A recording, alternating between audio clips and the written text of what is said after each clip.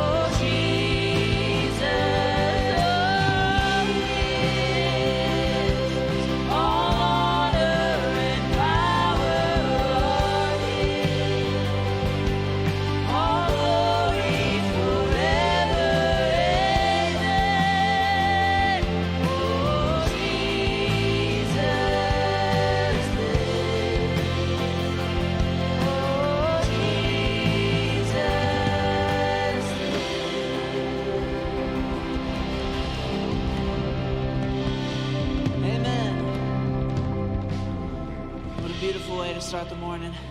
Y'all can take a seat now as we hear a word from our lead pastor, Danny Cox. This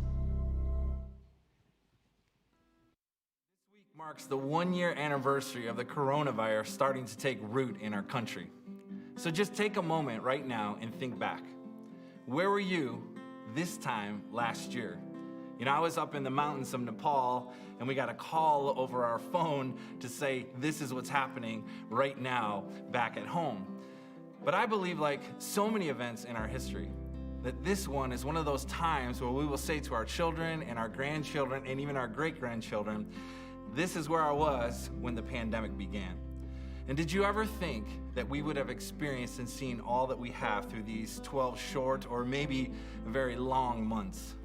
From the start of the pandemic until right now, we have seen social and civil and racial unrest, political divides, and a tension-filled election, homes turned into classrooms and parents turned into teachers, office buildings empty but computer screens filled, our own church community going through leadership changes, and recent events in our country that continue to challenge us as a faith community and as a country. One amazing aspect I've witnessed as I look back over this year is the incredible faithfulness of Christ and his people. At every turn this past year, I've had the privilege to experience God's faithfulness, generosity, grace, mercy, power, hope, and his love through our community. Though all the challenges we have faced, I truly believe that the church rooted in Christ has had and will continue to have an opportunity to preach and to teach and to live the gospel in a unique way because of these times. You know, one of my professors and teachers, along with many other people, believe that this time is a beginning of a new era in history. I believe that as well. And if that is true, it brings with it many questions, but also many exciting opportunities for the work of God's kingdom. Around this time last year, we had started to close our buildings and started to shift to online services. For the first time in the history of Kensington, we did not gather publicly to celebrate Good Friday and Easter, but ironically enough, those services were probably one of the highest attended services with about 75,000 people watching and engaging online. This year's Good Friday service will be a haunting and yet beautiful experience, walking through the last hours of Jesus' life right up to his final breath on the cross. And it always gives us the time to remember and to lament and be grateful for the sacrifice Christ made for all people. And then, of course, Easter Sunday will be a celebration of how Jesus would overcome death to bring hope and joy to all who will believe. And because Jesus rose from the dead, his voice continues to call people today, calling them from their own tombs into eternal life. And so as I invite you to join us for Good Friday and Easter services, every year we ask you to download free tickets to these services. This ensures that we can accommodate the large number of people that will attend for this holiday weekend. And with COVID and our limited seating capacity to ensure health and safety, we still ask you to download your free tickets for the service that you and your family would like to attend. Now, if you haven't been back to church in a while, we've been doing free tickets for each weekend and each midweek service since we reopened all the way back in July of last year. Likely sometime later this spring, we will no longer be requiring tickets for our services, but for Good Friday and Easter, we're going to continue ticketing.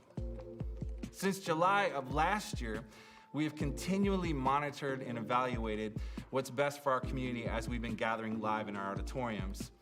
Over the next several weeks, moving into spring, we will be slowly and incrementally increasing our capacities and restrictions while still providing safe social distancing.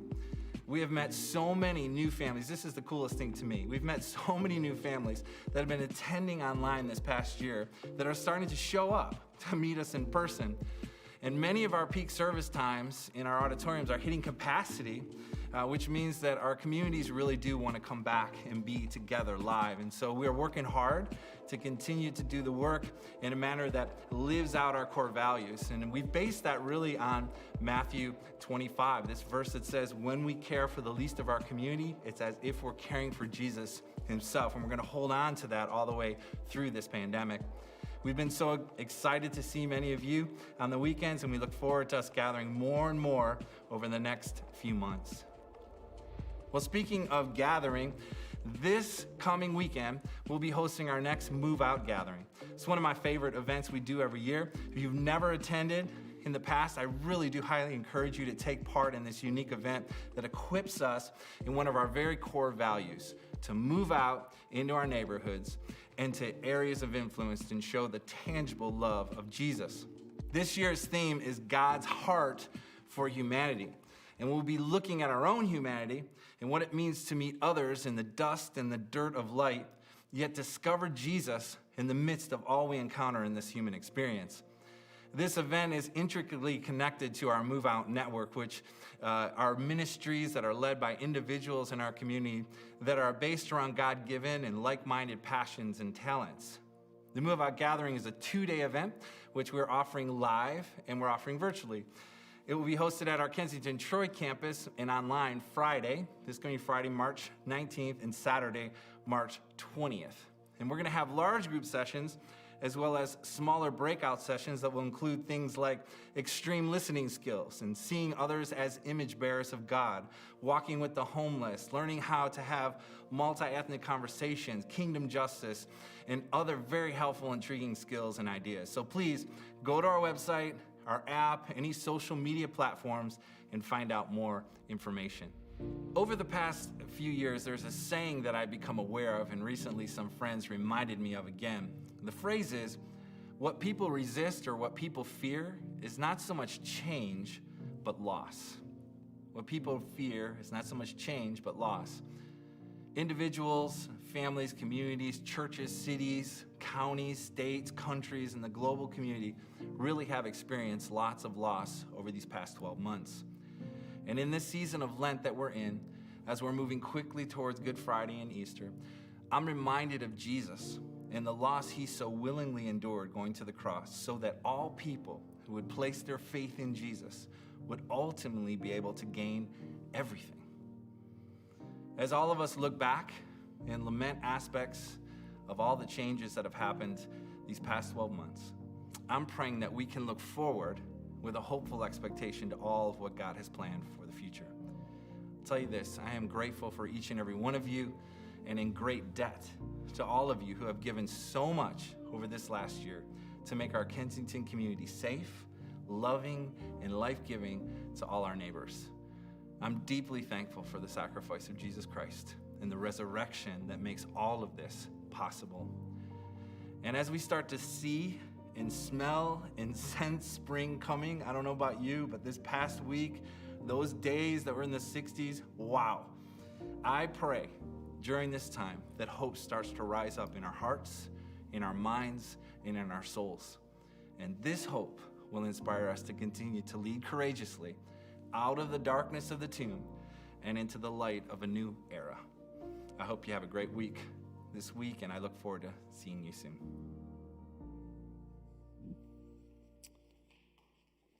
You can clap for that, man. It's inspiring. I love Danny. I'm grateful.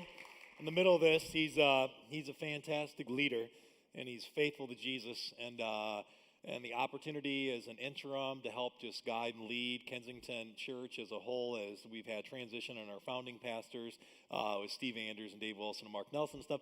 And of course, man, when he gets to take the helm and there's a pandemic and so many things, and he's just been super faithful. And one thing for me, on a personal note, as a friend to him, and he died, it's reminding me of that at the end of the day, all you can find yourself to do when the world is like pressing down and things are changing all over the place is to be faithful. Because sometimes the world is just too much, too hard. But I love what he was sharing. I don't know about you, but hasn't it been great to have sunny days? And it's 60, and it's awesome. And I was on the phone a couple of days ago, and the guy, and he was in Florida, and he goes, yeah, I think I'm going to get out and jog today. And I go, dude, what is the temperature there? He's like, oh, it's 75, 78. I'm like, yeah, you better be jogging with no shirt on. I'm like, come on, man. And I'm like, I got short sleeves on. It's 50. He's like, oh, that's crazy. I'd have a hoodie on, I'm like, yeah, you wouldn't make it in Michigan, buddy. But that's what we do. When it's 50, it's barbecue time. It's shorts time. It's T-shirt time. We're celebrating because we've been cooped up, right? Come on. There we go. It's my people, Michigan. Here. But it is beautiful. I was encouraged this past week, and I want you to be encouraged too in this moment, that you are part of, whether you've been just coming for a little bit and checking us out, or this is your home, your community. We're multi-campus. We're across here. We do church planning. We believe that God is on the move and doing good things, and we do look to the future, and we say we want to have hope. We want to rise up believing that, God, you're not done, that you're a real God and you impact real people in the real way with the real problems. Like, we are convinced of that. I'm convinced of that.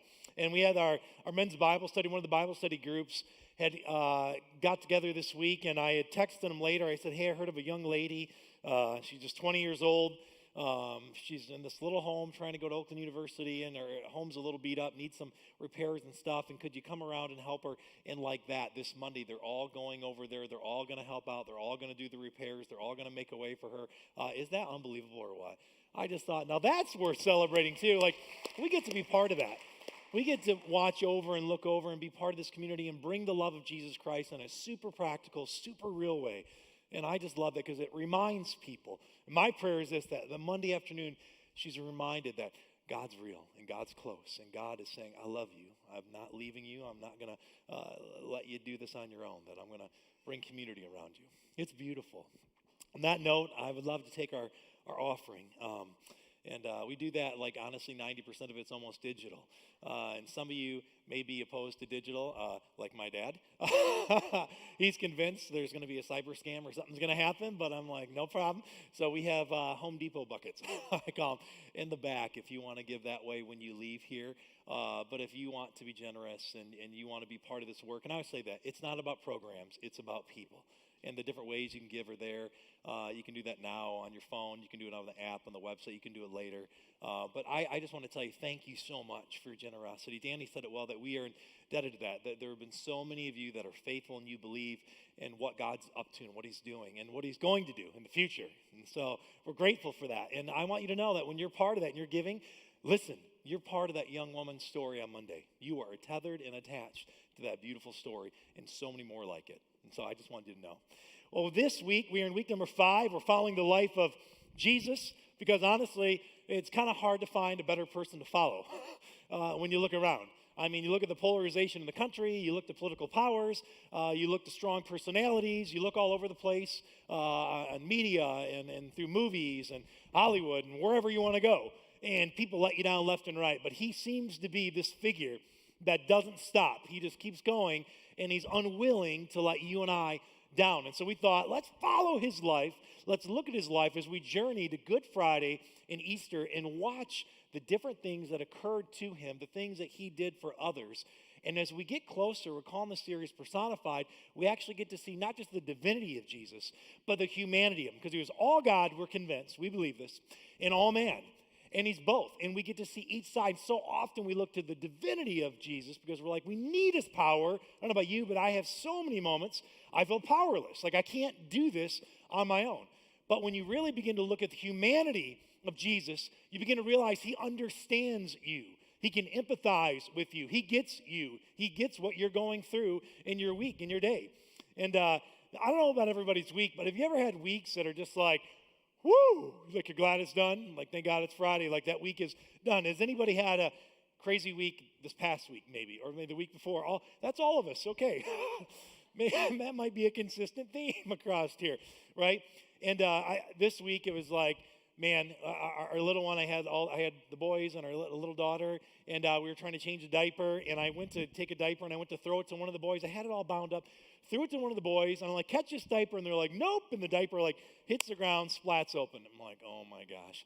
And then my wife makes this amazing dinner, and we get ready to have dinner, and everyone's like, I don't like this. I don't want this dinner. And we're like, no, you're going to eat the dinner. Mom worked hard. And then Maria's feelings are getting a little hurt over this and moment and stuff. We're like, no, just eat the dinner. And all of a sudden we're like, eat the dinner or you won't eat anything else the rest of the night. And you're going to go to your room forever and you'll never eat.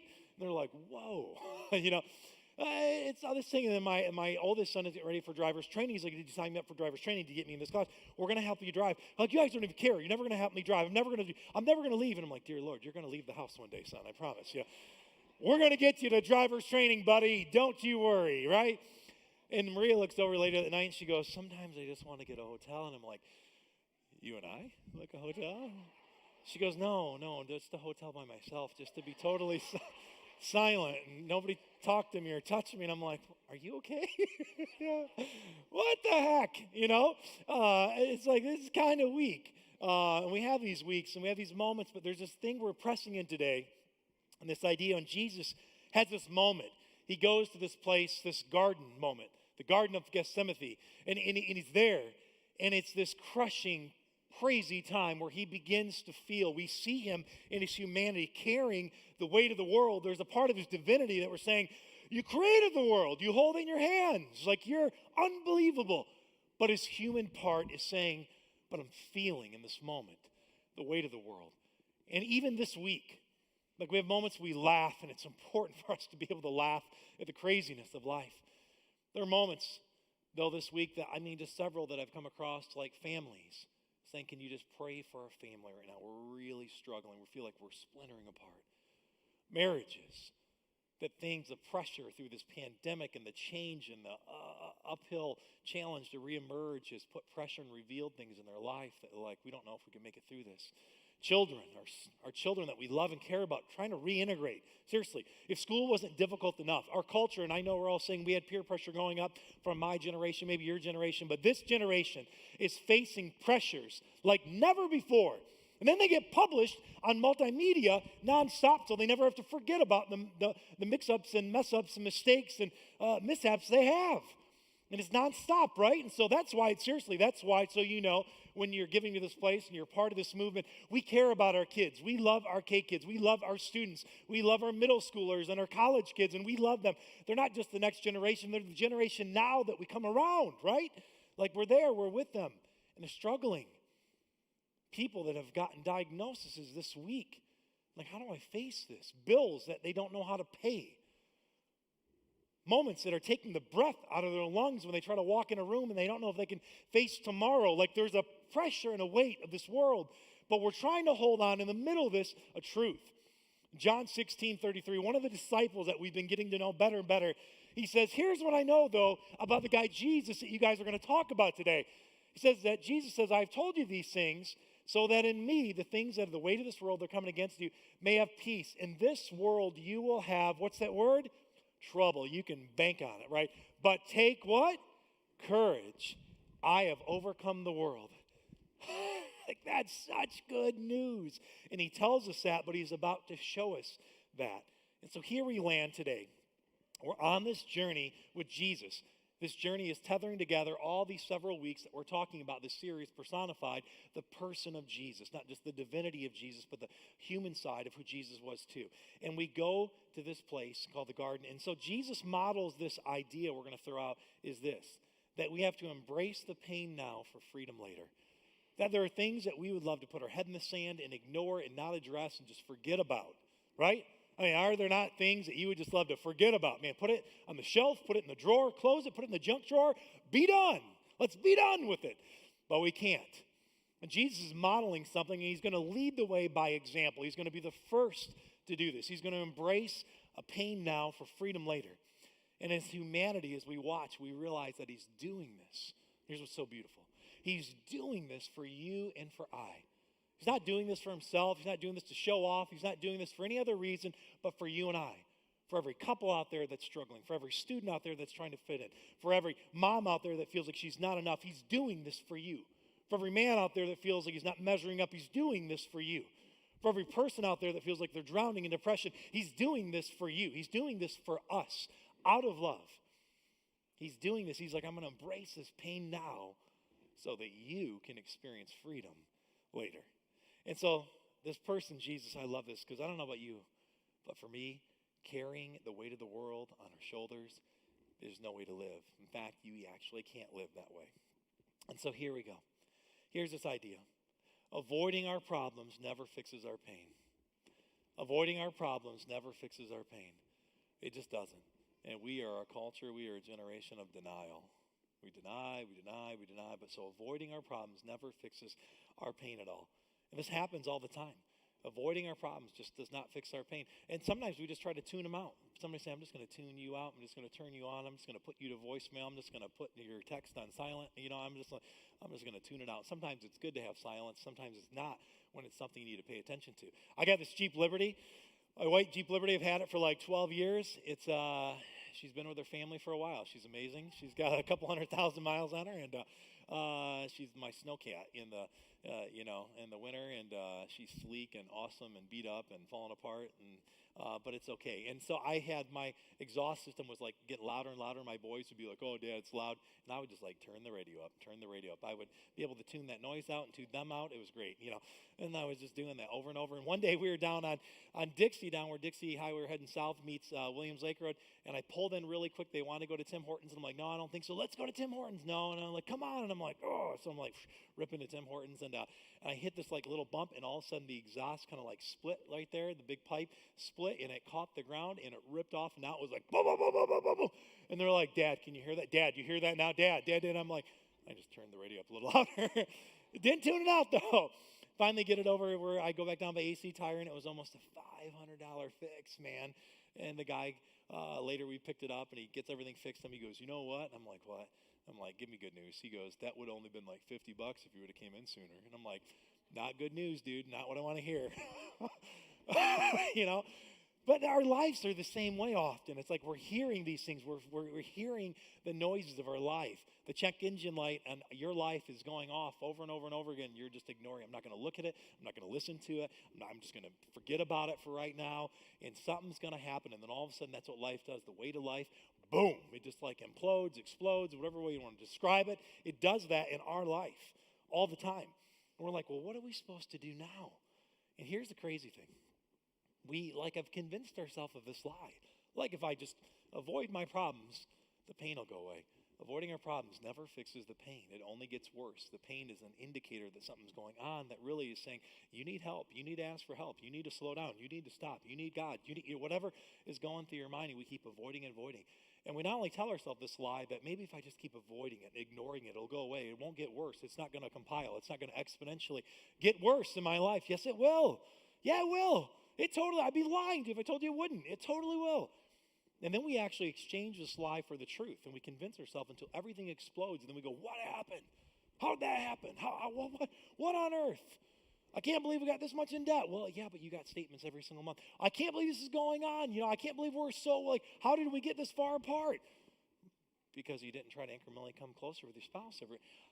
Where is God? Where's his voice? It's like, well, just take time every little day and just begin to ask God, are you with me? Can you hear me? I guarantee he'll say, yeah, I'm with you. And so this is this moment where we step in with Jesus. And he does this thing. He gives us this idea that's so different because it's something we don't do. I'm really convinced in our place where we're at here in our culture, it's always like pull yourself up by your bootstraps. You can be stronger. You got it. Your best life now. Man, that's fine until life hits you in the face, right? Life sucker punches you, and then that just doesn't work at all. And so this idea is that a beautiful life, because we see on social media what a beautiful life looks like and stuff, but a beautiful life, it actually does this. It embraces the brokenness. It actually gets its arms around the broken pieces and gets honest about what's going on. It gets honest about the weight of life. It gets really honest about those things. And it's hard to do because we can feel embarrassed. We can feel ashamed. We can feel like I'm not enough. I'm not measuring up. I can't believe I'm failing. What everybody's going to think about me. Man, who cares? Because everybody's going to see it and everybody's going to know anyhow when everything explodes. And so it makes sense to begin to deal with this now. And we see Jesus in the garden. And it's so beautiful. We see him in this garden. He's at this place called the Mount of Olives. It's this big, amazing mountain range that separates Jerusalem, right? Even now you could go there and you could visit and see it. And we've actually wanted to take a trip to Israel. We're hoping to plan one, maybe not this year, but next year for sure, and take people from our community and go and experience the places that Jesus walked and Jesus talked and Jesus was baptized and all around. It would be fantastic, I think, to be able to do that. And this mountain range would separate it. Mount of Olives was one mountaintop. It was one spot on this range, and at the base of that mountain right there was the Garden of Gethsemane. It was this beautiful garden that would have olive trees in it. I want to show you a picture. This is most likely what it probably looked like. This is actually a picture of Justin Warren's, our Birmingham lead pastor, had shared when he was there in Israel. And it's this amazing garden. There's these olive trees, and they would take time. This is modern day thing right here. I'm going to show you. This is like an olive cart right here. where they would actually collect olives and they would gather them. Obviously, that's not back in Jesus' day, or that would be insane if they had a tractor and we didn't know about it then. But that's then, and they would take these and they would crush these and they would push the pulp out of them and they would squish them, because here's what's really interesting about the garden. And it would make this what we all love, olive oil, right? You get your nice glass bottles, and you get them at Kroger, you can get them at Costco, you can get them at, wherever.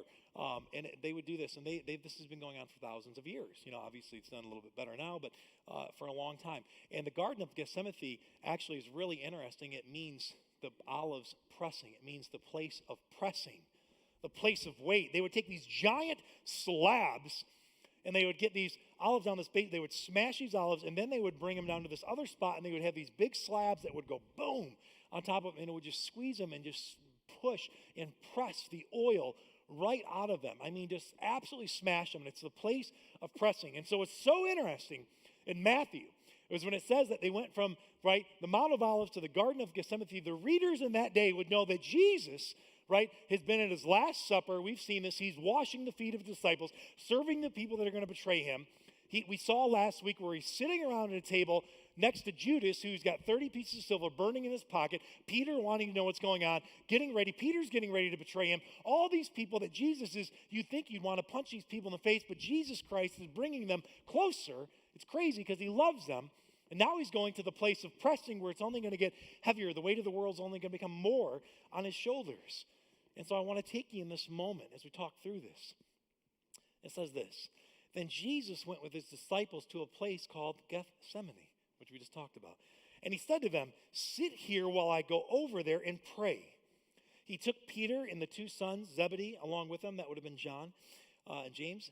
And he began to be sorrowful and troubled. Now think of these words.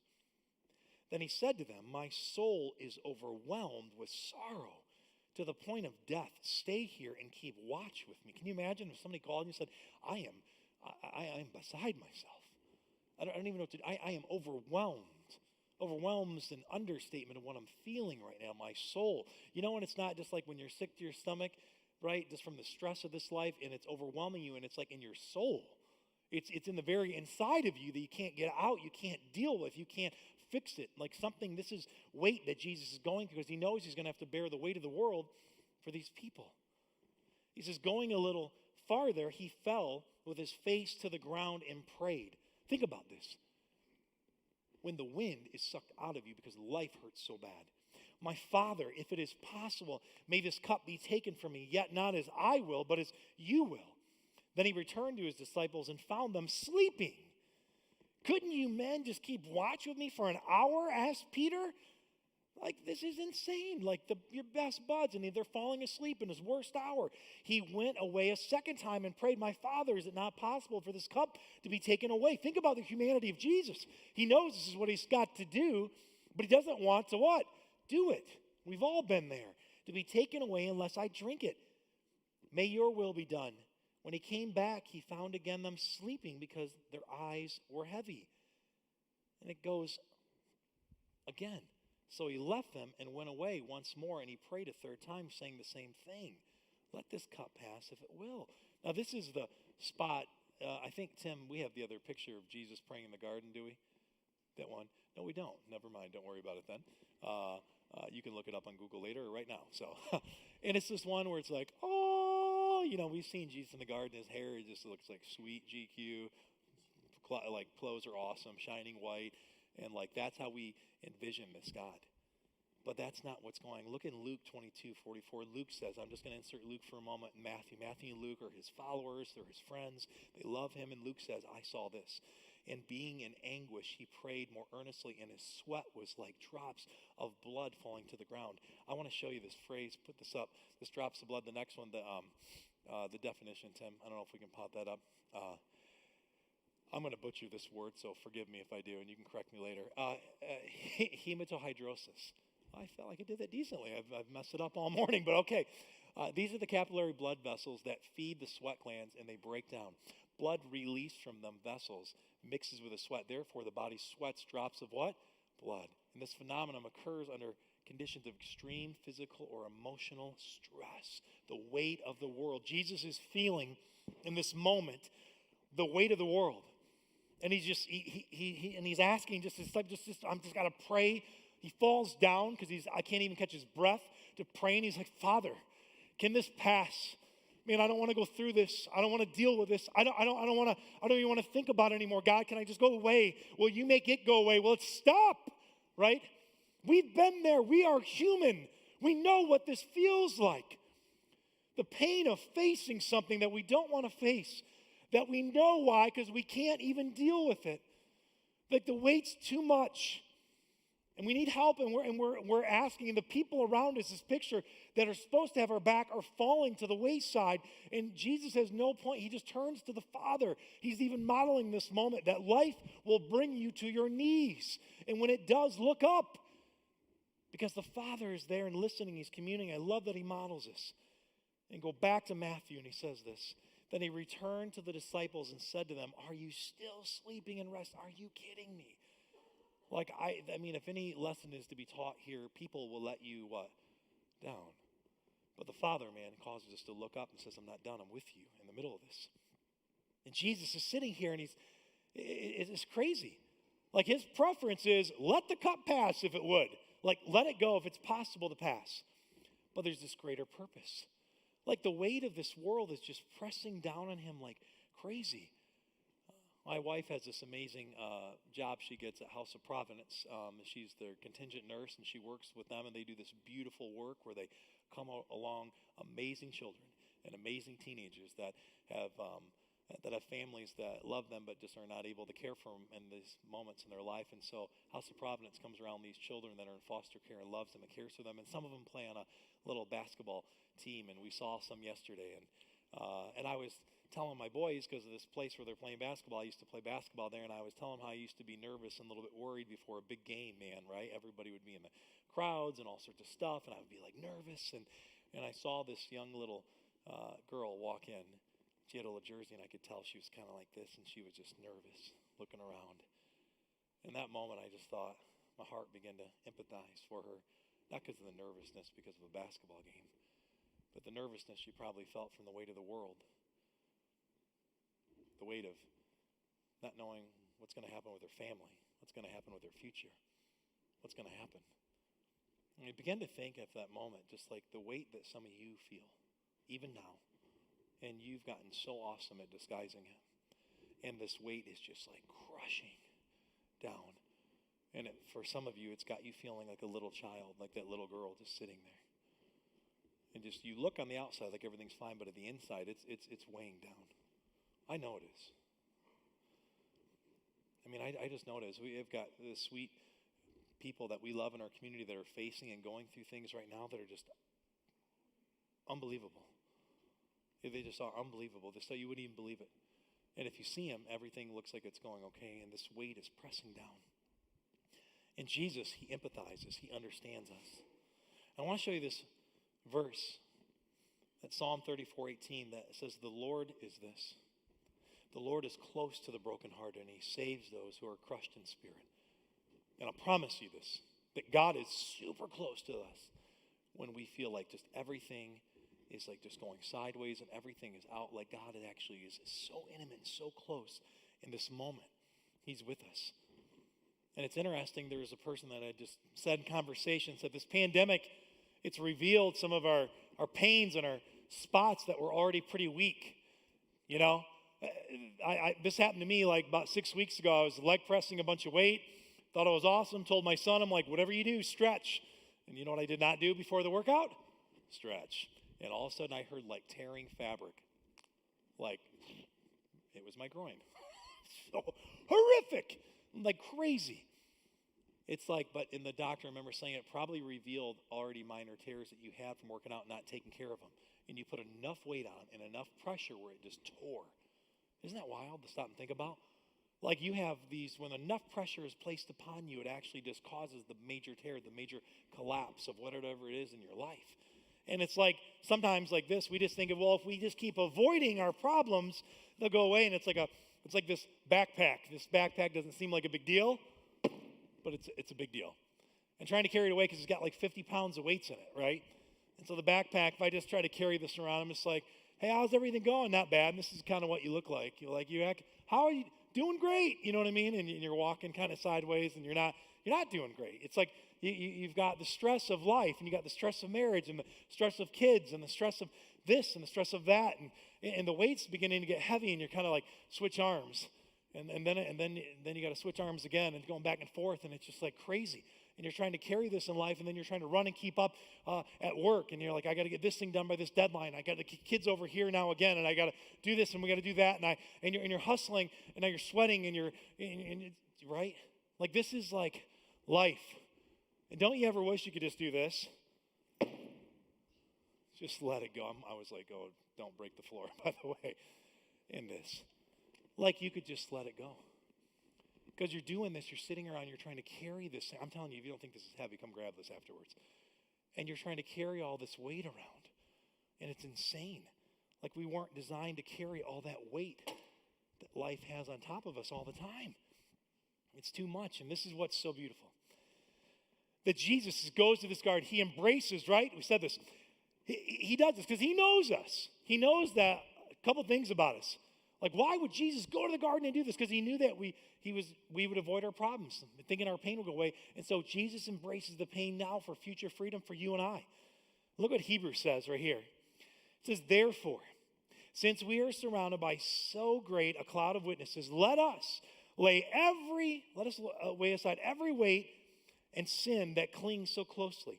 And let us run with perseverance the race that is set before us, looking to Jesus, the pioneer and perfecter of our faith. For the sake of the joy that was set before him, he endured the cross, disregarding its shame, and taken his seat at the right hand of the throne of God. Consider him who endured such hostility. Think about this. He's in this garden, and next week we're going to talk about this full betrayal, and he's going to be put in handcuffs, and he's doing all this for you and I. But you and I are standing around, and we're trying to carry the weights. And the author of Hebrews is saying, let the weights and the sin that are easily tangling you up and stopping you from existing in this world the way God wanted you to do this, let them go. And he said, consider him. Who? Jesus. Why? For the joy set before him. He's saying, let go of that weight. Let go of that weight and come to me. He's saying this, and here's just a couple thoughts about this. Jesus did this. What did Jesus do? Jesus embraced the burden for you and I. Why? For the joy set before him, for you and for I. He did this because he loved us. I mean, stop and think about your children if you have kids, or your grandkids, or people that you really care about. Like, you would help them. Like, if they were walking down the street, like with a big box and about to fall over, wouldn't you go over and help them, right? Well, if you wouldn't, you're kind of a jerk of a friend or parent. No, I'm just kidding. Like, you would do that for them. Jesus is like, man, the weight of the world's going to be crushing down on her shoulders. The weight of the world's going to be crushing down on his shoulders.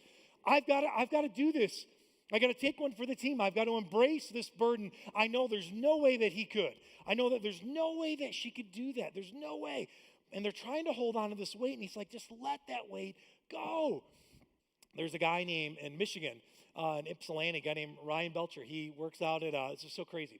A guy works out at this big gym. He's this big powerlifting guy and stuff.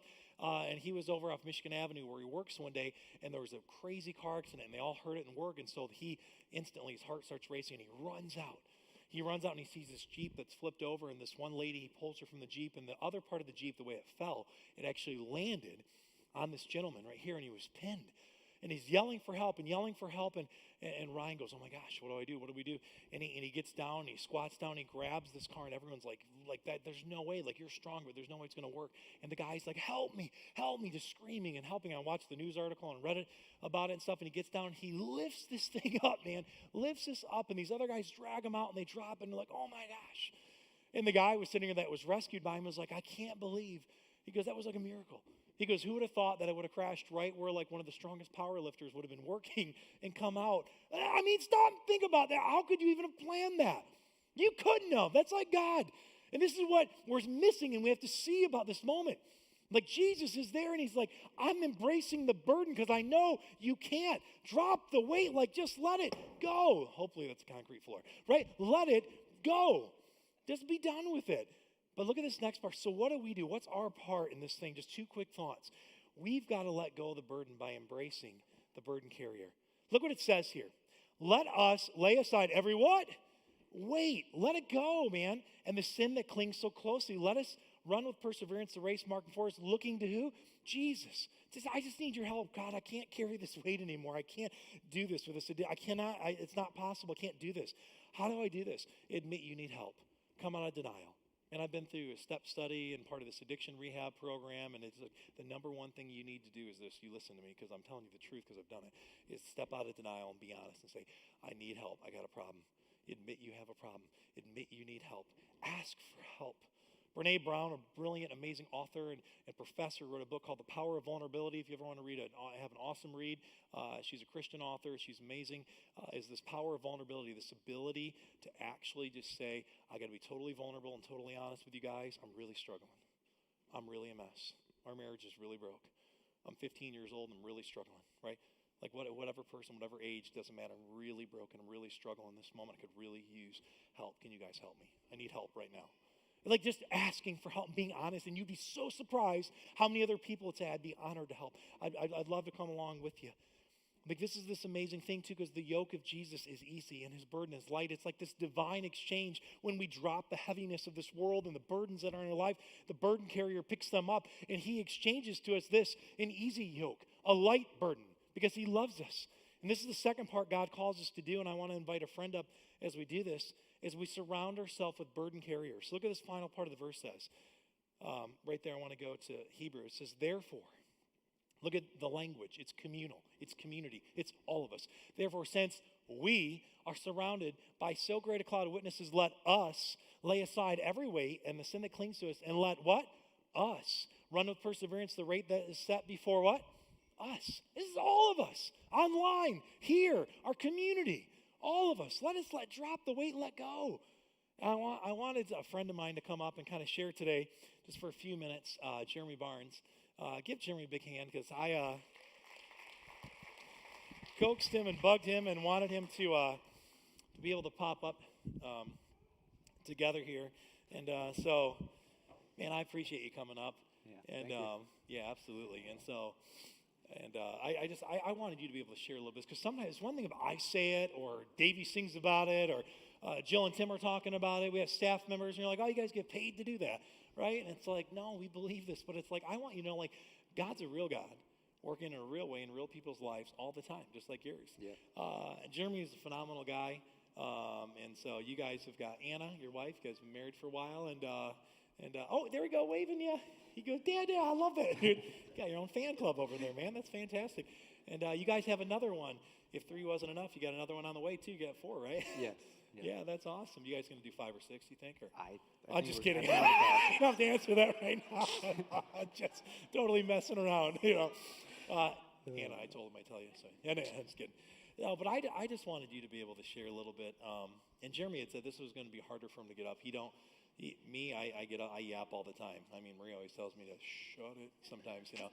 But Jeremy is more quiet and solemn. So this is a big deal for him to be able to share with all of you. But we always say we're a family on mission. Yeah. We're not perfect. We're a mess. But we're on mission together. And we know Jesus loves us and is for us. And he's going to lead us. And so that's why, you know, you're up here. And so I'd love for you just to kind of, the first question we talked about, what was it like? Just kind of describe some of the burdens or weights in your life that you've had to carry, you know. Yeah, I mean, it's been a long journey, right? I struggle with alcoholism coming up. I saw it in my family growing up. It was normal, right? Yeah.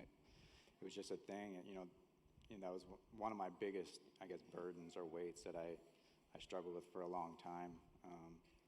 And then, you know, financial, and now as an adult, financial stress, work stress, job Yeah. security, COVID, you know, being a good parent, a good leader for my kids. Yeah. I mean, those are things. What was it like the one of the bigger first burdens that you went through, the alcoholism? What was that like? You tried to resolve it on your own. You did 12 steps. You did some things. But when you were 22 at all, when you thought you had a hold of that weight, carrying that, but everything kind of came crashing to a head. I think you said when you were around 22, right? Yeah. So I like I said, I struggled with alcohol from a young age, right? I think I took my first drink when I was around 12 or something. we were camping and sneak a drink here or there. Yeah. Dad wasn't looking, right? So, and it just, progressively got worse. I moved to Michigan when I was 15, to fit in. I was new to a high school, trying to fit in, make friends. Yeah. I was able to get alcohol and provide that. And, so I was the cool guy at that point, Yeah. right? I could provide that out for everybody. So, going through high school, I got in trouble in high school. I was a decent wrestler, and I basically lost any chance I had to go to college for wrestling. So Because of the alcohol. because I got a DUI in high school, and so instead, in lieu of probation, I talked with the judge, and I went to the Marines. Right? Yep. So and didn't really get better at that point. We were Marines, and we do what Marines do in the barracks and on campus, and I just progressively got worse. I got in trouble, while I was in the Marines. I'd gain some rank, I'd lose some rank. I ended up, getting out after 4 years, and I'd come home, and it was basically, at that point, I was 22, and I decided that, I got another DUI when I came home, and that last time those jail doors slammed was basically, I was not going to take another drink. So. As a wake up, you were there 30 days, weren't you? Or something you said. So that was just the actual arrest that Okay. night, right? I got out, so I went and then I got arraigned and everything, and I was going through sobriety court and doing all the things, and doing the 12 steps and Yep. acting as if I surrendered to God and appeasing the court and doing the things that you needed to do to get through sobriety court, but really I was still leaning on my own will, Yeah. right? And so I was, falsifying documents, and I ended up violating probation. So that's where I ended up in Oakland County Jail for 30 days. So it was that moment. It was in those moments when the weight Yeah. had crushed you, and you finally got to the point where you're like, okay, God. Yeah. So I sat in jail for 30 days. There's not much to do in jail, if you didn't know, besides read and work out. And so I did both of those quite a bit. I was reading the Bible, and trying to figure my life out and how I fit, and I kind of come to a realization that I needed God. I was still obviously 22 years old, strong-willed, that I could do anything myself. Yeah. Right? But I was just kept reading. I started, once I got out of jail, I was going to church, and about that time, I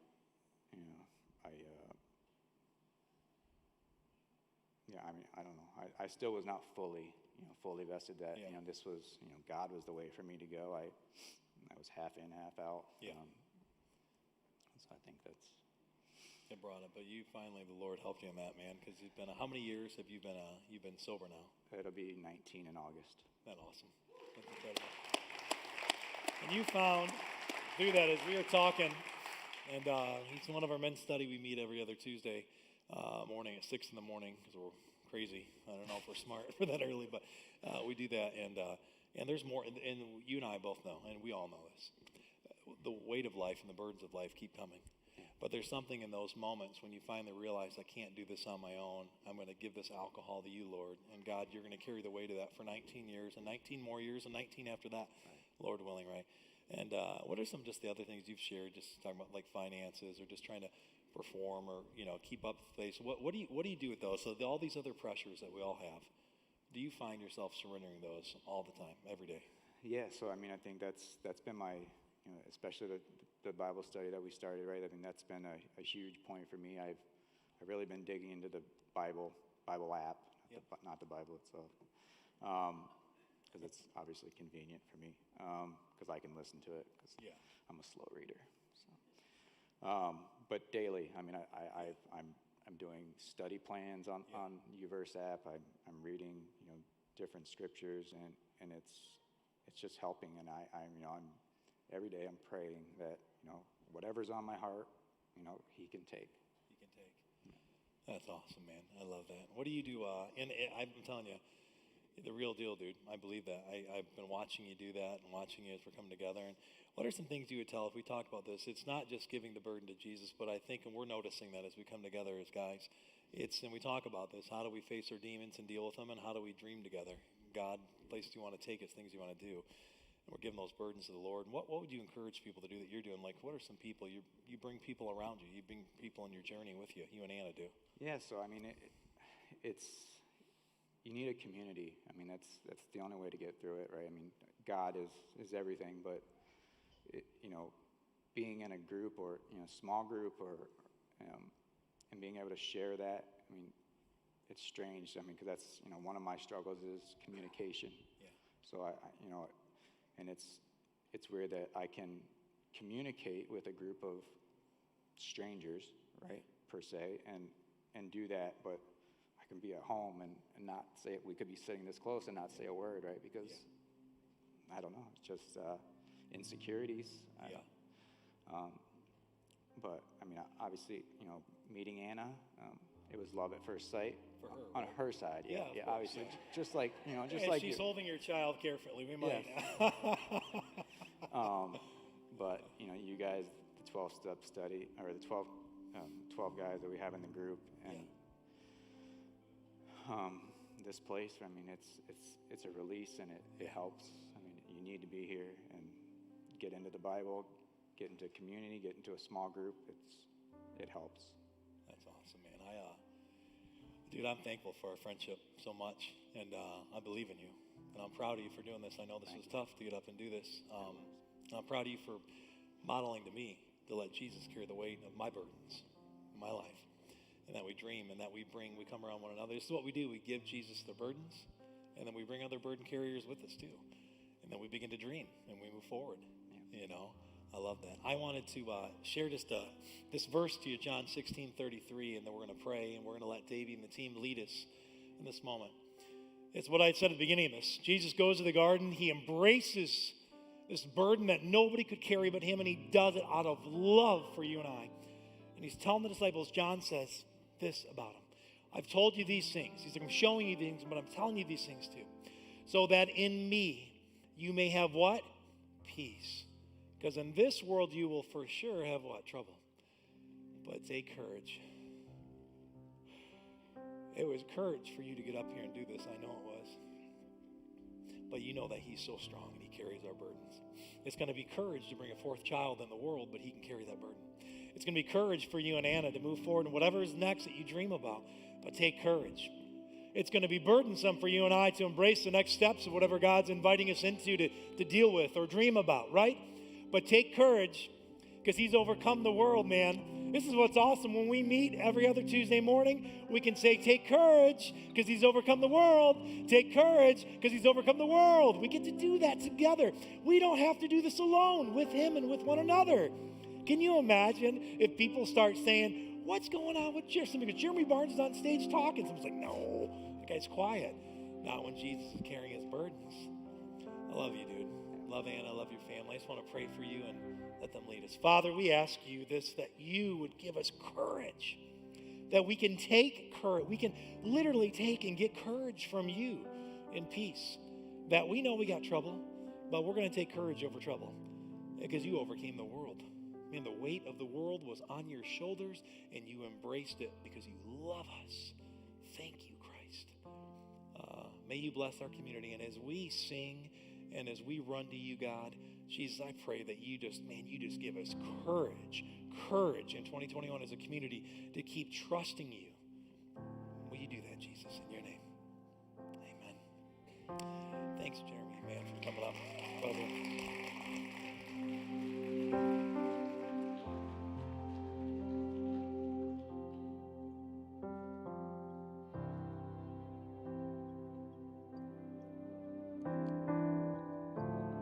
During the song, I'd love to just encourage you to just sit and let the words wash over you. Just sing and run to the Father. And I'd love to challenge you to just sit with the Lord in this moment while you listen to these words and think about the own burdens on your lives and on your shoulders. And just see if you can hear Jesus beckoning you to lay it down at his feet, to let him be the one who bears that weight.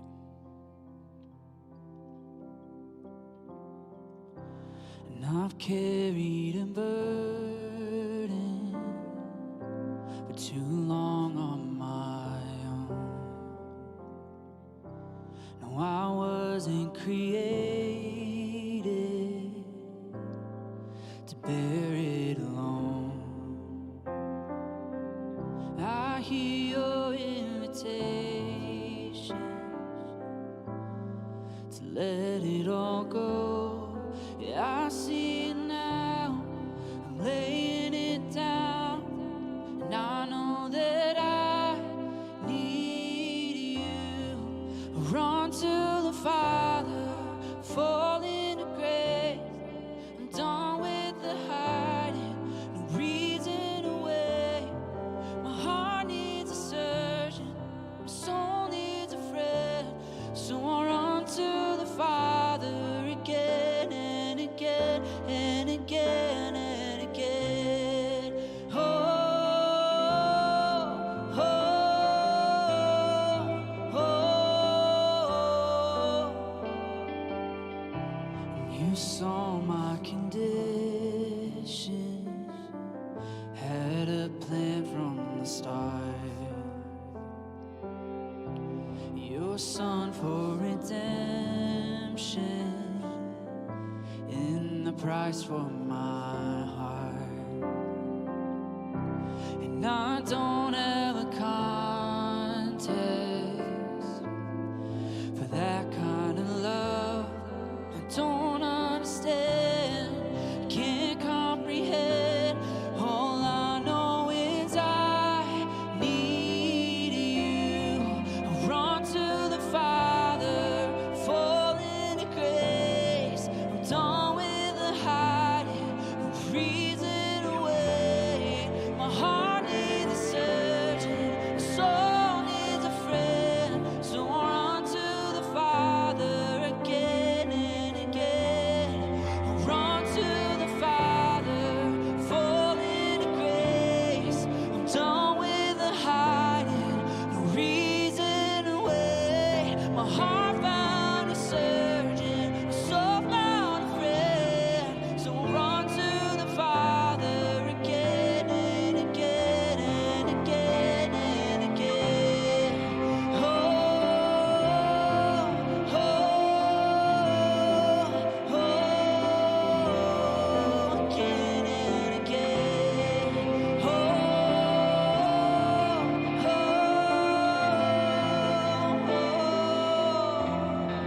again and again. Oh, again and again. Man, my prayer, my hope is that we could just open our hearts to that. That we wouldn't let our ego or our pride or our loneliness or isolation get in the way of laying it down. I pray that you would hear so clearly his invitation to take on his new burden, which is light and will never put anything ill-fitting on you. Jesus, we thank you that you carried the burden of the world and all of our sin so that we would not have to. Thank you, Jesus. I'd love to invite you guys now to stand with us as we sing this last song, Take Courage. Grace is going to lead us. And that you would know that he is inviting you to rise up in his victory. That, like that verse in John says, take courage, hold on to the hope that is Jesus Christ. We have the incredible opportunity to put all of our hope in the name and power that is Jesus. There is nothing like it, no love like it, no name like his. He is the hope of the world, the hope of all glory, and the only thing that we can hope in that will never fail. Join me. Slow down, take time, breathe.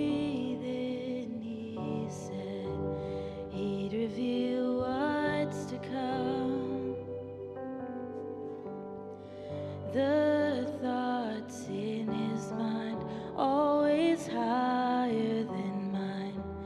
He'll reveal all to come. So take courage, my heart, and stay steadfast, my soul. He's in the waiting. He's in the waiting. And hold on to your hope as your triumph unfolds. He's never failing. He's never failing.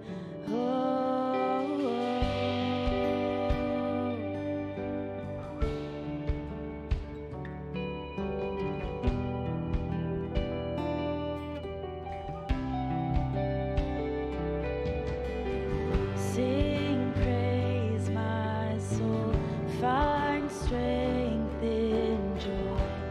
Let his words lead you on. Do not forget his great faithfulness.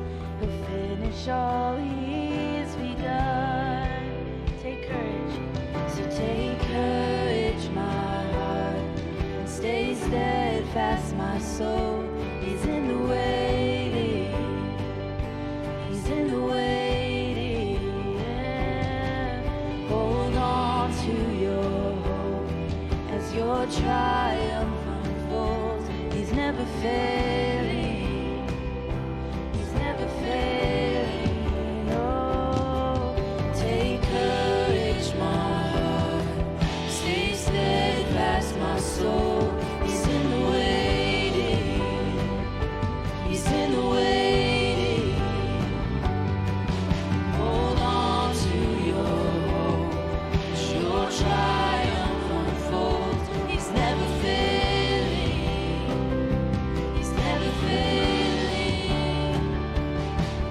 And you hold the stars, who call them each by name, will surely keep your promise to me, that I will rise in your victory.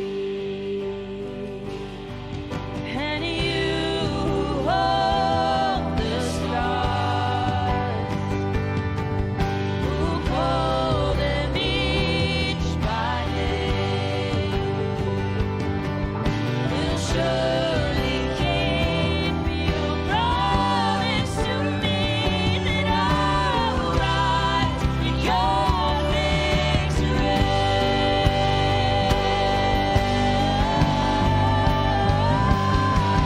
Take courage, my heart, and stay steadfast, my soul. He's in the waiting.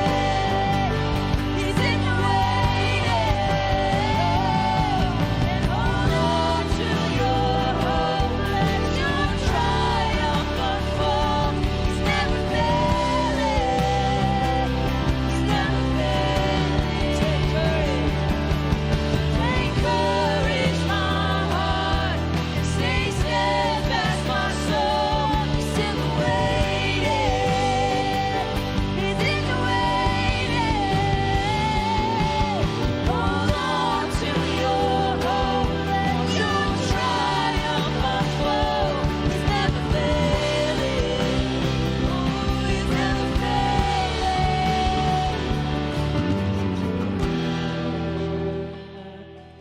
Stay steadfast, my soul. He's in the waiting.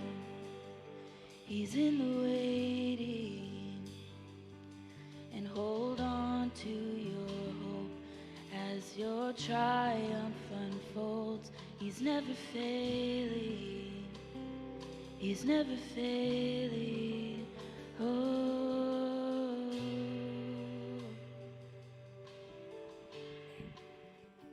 Beautiful reminder. Grace, I love your passion. Are we not one of the most fortunate places to not just have an amazing intern, but I'm telling you, she follows Jesus, and she'll tell you Jesus first, and you've been modeling that for our community. in a beautiful way, because it's not about our gifts or what we're doing, and they ain't much, but it's what Jesus Christ does. And he's in the waiting, and he's not giving up, and he's behind you and I, and he's for us, he's not against us, and he's looking right at us. He's saying, follow me, and I'll show you great and amazing things. Follow me, and we'll go places, right? Come on, Kensington, Clarkston, follow me, let's dream, follow me into the future. This is that Jesus, embracing the burden, loving us every step of the way in his journey.